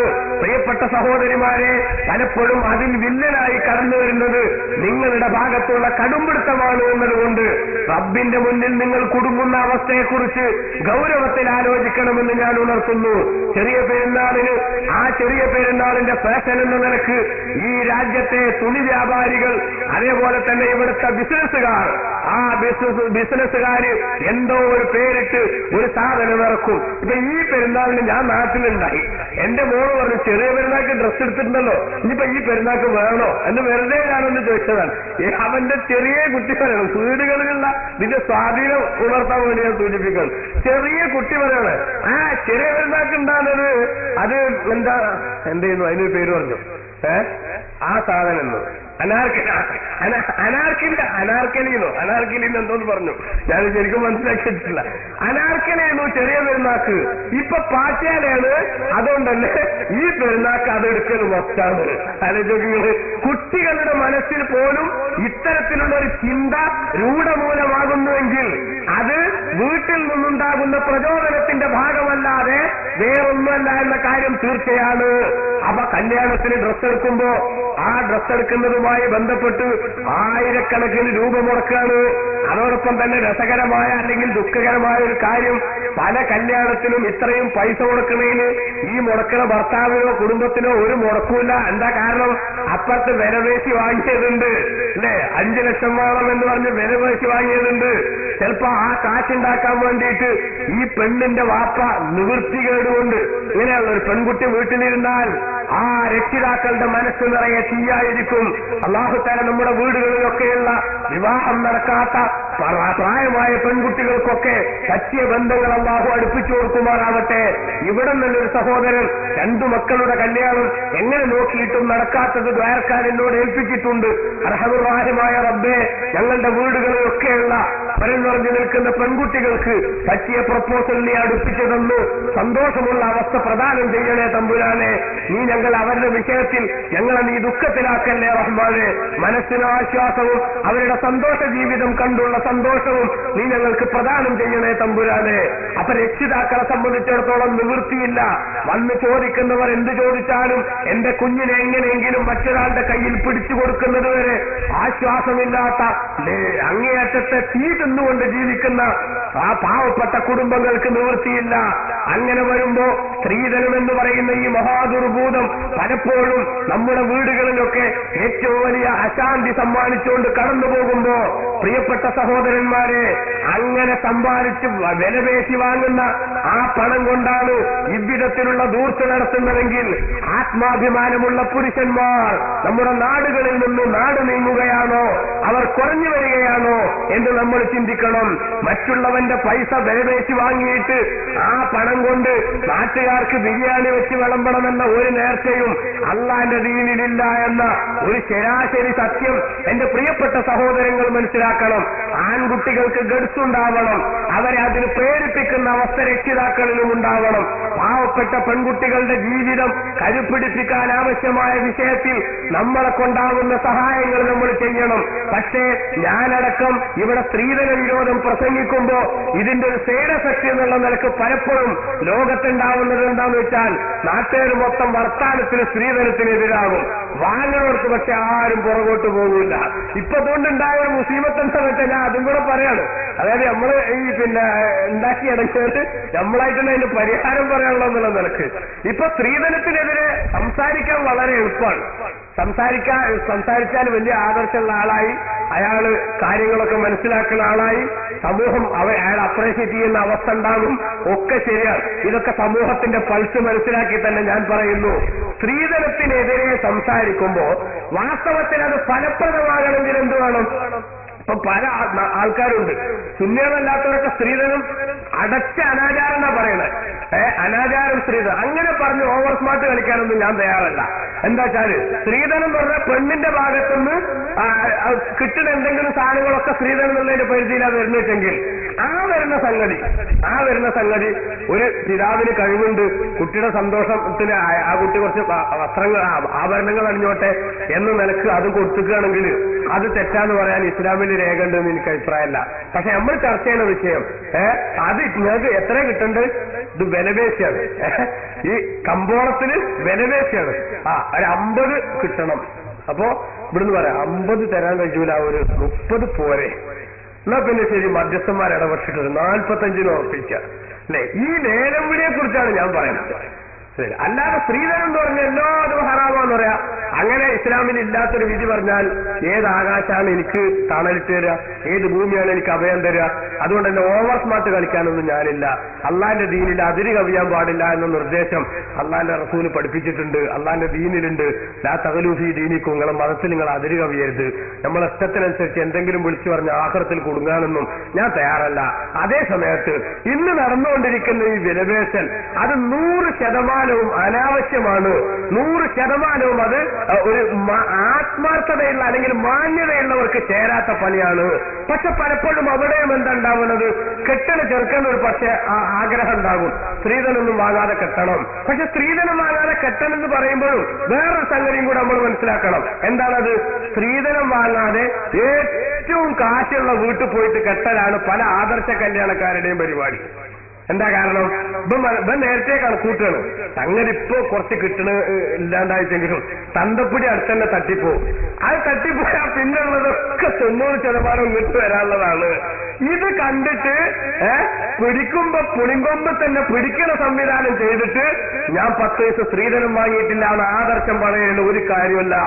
അതേസമയത്ത് അയാൾക്ക് ആ സ്ത്രീധനം കൊടുത്തന്നെ കെട്ടിക്കണം എന്ന് വന്നാലും കൊടുക്കാൻ സംവിധാനവും കഴിവുള്ള ആളുകളാണെങ്കിൽ അവിടെ പോയിട്ട് കെട്ടിയിട്ട് ഈ ആദർശം പറയുന്നത് കൊണ്ട് സമൂഹത്തിന്റെ പ്രശ്നം പരിഹരിക്കില്ല. സമൂഹത്തിന്റെ പ്രശ്നം ഈ നാട്ടിൽ 100% മകൾക്കാണ് ഇട്ടോന്നുണ്ടെന്നുള്ളതിന് മറ്റൊരു ഭാഷയാണത്. എന്നിട്ട് ഞങ്ങളൊന്നും പറഞ്ഞിട്ടില്ല, കാശ് വാങ്ങിയിട്ടില്ല. ഇതിലേറെ കാശ് വാങ്ങലല്ലേ, ഇതിലേറെ തന്നെ കാശ് വാങ്ങലല്ലേ? ആലോചിച്ചപ്പോ ഈ വിധത്തിൽ രക്ഷിതാക്കളുടെ നടുവടിക്കുന്ന വിധത്തിലുള്ള പ്രവർത്തനങ്ങൾക്ക് നേതൃത്വം നൽകുന്ന സ്ത്രീധനത്തിന്റെ പേരിലുള്ള വിലപേശലുകൾ നമ്മുടെ നാടുകളിൽ സജീവമായി നടക്കുന്നു. എന്നിട്ട് അതിൽ നിന്ന് സമ്പാദിക്കുന്ന പണം കൊണ്ട് നാട്ടുകാർക്ക് ബിരിയാണി വിളമ്പുന്നു. അതിൽ നിന്നുണ്ടാക്കുന്ന പണം കൊണ്ട് ആർഭാടമായ വസ്ത്രങ്ങൾ വാങ്ങുന്നു. എന്തിനധികം ഈ പെൺകുട്ടിക്ക് കൊടുക്കൽ വിവാഹത്തോടനുബന്ധിച്ച് നിർബന്ധമായ മഹർ പോലും ഈ പണം കിട്ടിയിട്ട് വേണം വാങ്ങാനെന്ന അവസ്ഥയിൽ ഇച്ചങ്ങാതി കഴിഞ്ഞുകൂടുന്നു. ഇവൻ 5 കാശിന്റെ മുടക്കില്ല, വിവാഹം ചെയ്യണ ഇവന് 10 കാശിന്റെ മുടക്കില്ല. കാരണം അമ്മോശന്റെ ചെലവിന് ഇവന്റെ വീട്ടില് ബിരിയാണി, അമ്മോശന്റെ ചെലവിന് ഈ പെണ്ണിന് മഹർ, അമ്മോശന്റെ ചെലവിന് ഈ പെണ്ണിന് ഡ്രസ്സ്. ഈ വിധത്തിലുള്ള മര്യാദ കുറവിന്റെ ശൈലിയിലേക്ക് കാര്യങ്ങൾ എത്തുമ്പോ എന്റെ പ്രിയപ്പെട്ട സഹോദരിമാരെ, നിങ്ങൾ ശ്രദ്ധിച്ചാലാണ് പലപ്പോഴും ഈ വിഷയത്തിന് പരിഹാരം ഉണ്ടാവുക. എന്റെ കുട്ടി ദീനീ ബോധമുള്ള ഒരു പാവപ്പെട്ട പെൺകുട്ടിയെ എന്റെ വീട്ടിലേക്ക് കയറ്റിക്കൊണ്ടുവരട്ടെ. സ്ത്രീധനം കൊടുക്കാൻ കഴിയാത്തതിന്റെ പേരിൽ കഷ്ടപ്പെടുന്ന വീട് നിറഞ്ഞു നിൽക്കുന്ന പെൺകുട്ടികൾ, അങ്ങനെയുള്ള കുട്ടികളെ കെട്ടിക്കൊണ്ടുവരാനുള്ള ആദർശം കാണിക്കുന്നിടത്തേക്ക് ഈ യുവത ഉയർന്നു വന്നാലാണ് ഈ പ്രശ്നത്തിന് പരിഹാരം.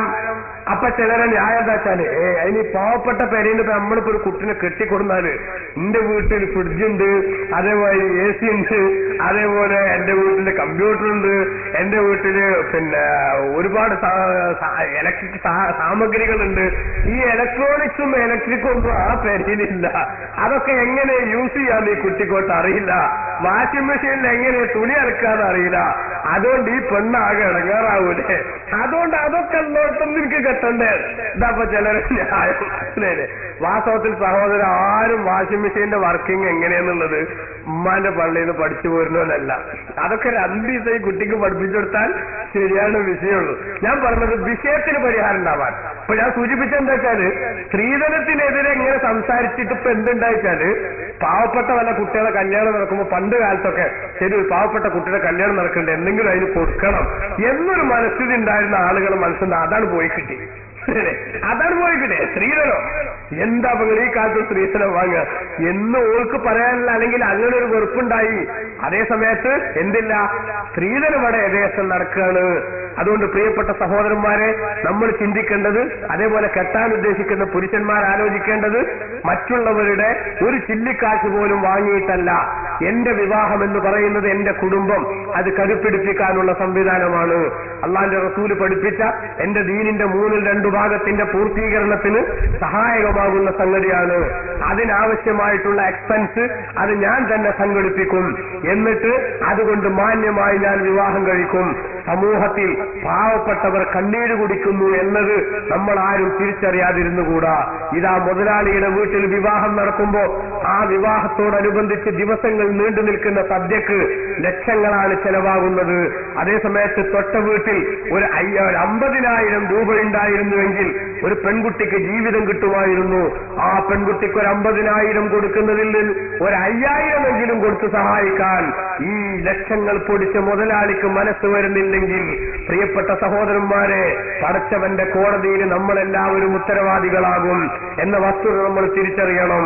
പാവപ്പെട്ടവന്റെ പെൺകുട്ടികൾ ഇപ്പോഴും നമ്മുടെ അടുക്കളയിൽ അതാ മുളകരച്ചും അതേപോലെ തന്നെ ബാക്കിയുള്ള പണികൾ ചെയ്തും കഷ്ടപ്പെടുമ്പോ ദൂർത്തിനു വേണ്ടി നമ്മൾ ലക്ഷങ്ങൾ ഇപ്പുറത്ത് പൊടിക്കുമ്പോ പാവപ്പെട്ടവന്റെ മനസ്സിന്റെ തേങ്ങൽ, ആ തേങ്ങലിന്റെ ശാപത്തിൽ നിന്ന് ഇവിടെയുള്ള മുതലാളിമാർക്ക് രക്ഷപ്പെടാൻ സാധിക്കില്ല എന്ന തിരിച്ചറിവ് അത് നമുക്കുണ്ടാവണം. അതുകൊണ്ട് തന്നെ പ്രശ്നത്തിന് കൃത്യമായിട്ടുള്ളൊരു സൊല്യൂഷൻ, കൃത്യമായിട്ടുള്ളൊരു പരിഹാരം അതാണ് വേണ്ടത്. അതിന് എത്താനുള്ള മാർഗമാണ് ഞാൻ സൂചിപ്പിക്കുന്നത്. അതുകൊണ്ട് എന്റെ ചെറുപ്പക്കാർ വിവാഹം ചെയ്യുന്ന സമയത്ത് ഈ ഭൂമിയിലെ ഏറ്റവും വലിയ സൗഭാഗ്യം ഒരു സൽവൃത്തയായ പെണ്ണാണ്. എന്റെ പെൺകുട്ടിക്ക് ദീനീ ബോധമുണ്ടോ, സൽക്കർമ്മങ്ങളോട് അഭിനിവേശവും താല്പര്യവുമുണ്ടോ, ഇത് മാത്രം ചിന്തിച്ചുകൊണ്ട് വിവാഹം ചെയ്യാൻ അതിന് മനുഷ്യൻ തയ്യാറാവണം. അല്ലാഹുവിന്റെ റസൂൽ സല്ലല്ലാഹു അലൈഹി വസല്ലം തങ്ങൾ പറഞ്ഞൊരു ഹദീസിൽ പെൺകുട്ടികളെ സാധാരണ 4 കാര്യങ്ങൾ നോക്കി വിവാഹം ചെയ്യാറുണ്ട്. തുങ്കഹുൽ മർഅതു ലിഅർബ, 4 കാര്യങ്ങൾക്ക് വേണ്ടി വിവാഹം ചെയ്യപ്പെടാറുണ്ട്. അത് നോക്കി ചെയ്യണം എന്നല്ല പറഞ്ഞതിന്റെ അർത്ഥം, 4 കാര്യങ്ങൾ നോക്കി ചെയ്യപ്പെടാറുണ്ട്. അതിലൊന്നാണ് ലിമാലിഹ, എത്ര ചട്ടകാലുള്ളതാണെങ്കിലും ശരി, കരിക്കട്ട പോലെ കറുത്തതാണെങ്കിലും ശരി, അത്യാവശ്യം കയ്യിൽ കാശ് കിട്ടുമെന്നുണ്ടെങ്കിൽ ഏത് മാറാപ്പും ചുമക്കാൻ തയ്യാറാണെന്ന് പ്രഖ്യാപിക്കുന്ന അവസ്ഥയിൽ ചിലപ്പോൾ പൈസയുടെ അത്യാവശ്യം കൊണ്ട് ചിലർ പെട്ടുപോകും. അങ്ങനെ മുതലിന് വേണ്ടി ചിലപ്പോൾ ചിലർ കെട്ടാറുണ്ട്. അതേപോലെ തന്നെ വലിയ ജമാലിഹ, ഭംഗി നോക്കിയിട്ട് ചിലർ കെട്ടാറുണ്ട്. വലിയ ഹസബിഹ, തറവാട്ട് മഹിമ നോക്കിയിട്ടും ചിലർ കെട്ടാറുണ്ട്. വലിയ ദീനിഹ, മതബോധം നോക്കിയിട്ടും ചിലർ കെട്ടാറുണ്ട്. എന്നാൽ ഈ 4 യോഗ്യതകളിൽ നിന്ന് വിശ്വാസികൾ പ്രയോരിറ്റി കൊടുക്കേണ്ടത് എന്തിനാണ്? മതബോധമുള്ളവളെ കെട്ടി വിജയിക്കാൻ നീ ശ്രമിക്കണമെന്ന് അല്ലാഹുവിന്റെ റസൂൽ സല്ലല്ലാഹു അലൈഹി വസല്ലം തങ്ങൾ പഠിപ്പിച്ചു. ബാക്കിയുള്ള 3 ആ 3 താൽക്കാലികമാണ്. അതിനൊരു സ്ഥിര സ്വഭാവം ഉണ്ടാവണമെന്നില്ല. കാരണം പണം നോക്കി നമ്മൾ കെട്ടിയാൽ ഒരു പക്ഷേ കുറച്ചു ദിവസം കഴിയുമ്പോൾ അയാൾ കുത്തുവാളെടുക്കുന്ന സാഹചര്യം ലോകത്തുണ്ടാകും. ഇപ്പൊ നമുക്കൊക്കെ അറിയാം, ഞങ്ങളൊക്കെ തന്നെ എത്രയോ ആളുകളെ പരിചയപ്പെടുന്ന സമയത്ത് ഗൾഫിലൊക്കെ നല്ല പറന്ന് ബിസിനസ് ചെയ്ത ആളുകൾ, അതേസമയത്ത് ഒരു 5-6 ചെക്കുകൾ മടങ്ങുന്ന സാഹചര്യം, അദ്ദേഹത്തിന്റെ ഫിനാൻഷ്യൽ മേഖല മുഴുവനും തകരാറായി, അദ്ദേഹം രാക്കുരാമാനം ഒളിച്ചോടുകയല്ലാതെ നിവൃത്തിയില്ല എന്ന സാഹചര്യം ഉണ്ടായി. അങ്ങനെ ഒളിച്ചോടിയ മുങ്ങിയ എത്രയോ സാധുക്കളായ ആളുകളെ നമുക്കറിയാം. പണമെന്ന് പറയുന്നത് മില്ലും സാഹിൽ, നീങ്ങിപ്പോകുന്നൊരു നിഴലാണത്. നിഴലിനെ സംബന്ധിച്ച് നമുക്കറിയില്ലേ, ഇപ്പൊ നമ്മളൊരു സ്ഥലത്ത് നല്ല നിഴലിനോടത്ത് നിന്നാൽ ആ നിഴലിനോടത്ത് ഇങ്ങനെ നിന്ന് ഇവിടെ തന്നെ എനിക്ക് നിൽക്കാന്ന് വിചാരിച്ചിട്ട് അവിടെ കുറച്ചു നേരം ലേശം കഴിഞ്ഞാൽ നിഴൽ അങ്ങനെ പോകണം അല്ലേ. നിഴല് സൂര്യന്റെ ഗമനത്തിനനുസരിച്ച് നിഴല് മാറിപ്പോകും. ഇതുമാതിരിയാണ് ദുനിയാവ് മുതല്. ആ മുതല് ചിലർക്ക് ഇതുണ്ടാവും, നാളെ അത് പോകും. ഇന്നില്ലാത്തവർ ചിലപ്പോൾ നാളെ ഉണ്ടാവും. ഇങ്ങനെയൊക്കെ നമ്മൾ ജീവിതത്തിൽ കാണാറുണ്ട്. അതുകൊണ്ട് തന്നെ ധനം എന്നത് ഒരു പ്രധാന യോഗ്യതയായി വിശ്വാസികൾ കാണേണ്ടതല്ല. കാരണം അത് ചിലപ്പോൾ വരും, ചിലപ്പോൾ പോകും. ഇന്നലത്തെ സുൽത്താൻ ഇന്നത്തെ ദരിദ്രനായി മാറും, ഇന്നത്തെ ദരിദ്രൻ നാളത്തെ രാജാവായി മാറും. ഇതൊക്കെ ഈ ലോകത്തിന്റെ പ്രകൃതി നിയമങ്ങളുടെ ഭാഗമാണ്. അതുകൊണ്ട് തന്നെ അതൊരു പ്രധാന യോഗ്യതയല്ല. അതോടൊപ്പം തന്നെ ജമാൽ, ഭംഗിക്ക് വേണ്ടി കല്യാണം കഴിക്കും. ഭംഗി മാത്രം നോക്കിയിട്ട് നിങ്ങൾ ഒരു പെൺകുട്ടിയെ കല്യാണം കഴിക്കരുത് നല്ല റസൂല് പഠിപ്പിച്ചു. എന്താ കാരണം? ഭംഗി മാത്രം കണ്ട് കെട്ടിയതാണെന്ന് വന്നാൽ ഓർക്കൊരു എല്ല് കൂടുതലേക്കും ഇവന്റെ മുന്നിൽ. റസൂൽ അതന്നെ റീസൺ പറഞ്ഞത്. ഓർക്കൊരു എല്ല് കൂടുതലായിരിക്കും. എന്തൊക്കെ വന്നാലും ശരി ഇവന്റെ സൗന്ദര്യം വിട്ടു പോകൂല എന്നൊരു തോന്നല് അവളുടെ മനസ്സിൽ വന്നാൽ അത് അപകടം ഉണ്ടാക്കും. ഇനിയോ ഓർക്ക് അങ്ങനെയൊന്നും തോന്നിയില്ല, എനിക്ക് നല്ല സൗന്ദര്യം ഉണ്ടെങ്കിൽ എനിക്ക് അതിന്റെ അഹങ്കാരമൊന്നുമില്ല എന്നൊക്കെ പറയുന്ന പെൺകുട്ടിയെ നോക്കുക. സംഗതി എങ്ങനെയോ വീണ്, മോന്റെ കുട്ടിയാണ് വീണു, പല്ല 5 പോയി, മൂക്ക് ചപ്പി. നീ സൗന്ദര്യം ഇനി വേണം മൂത്ത് നോക്കിയിട്ടുണ്ടെങ്കിൽ പടച്ചവനെ ഇതിനെയാവ ഞാൻ കെട്ടിയതെന്ന് പിന്നെ ചിന്തിക്കേണ്ടി വരും. അപ്പൊ സൗന്ദര്യം എന്നത് പ്രധാന യോഗ്യതയായി കാണരുത്, മറിച്ച്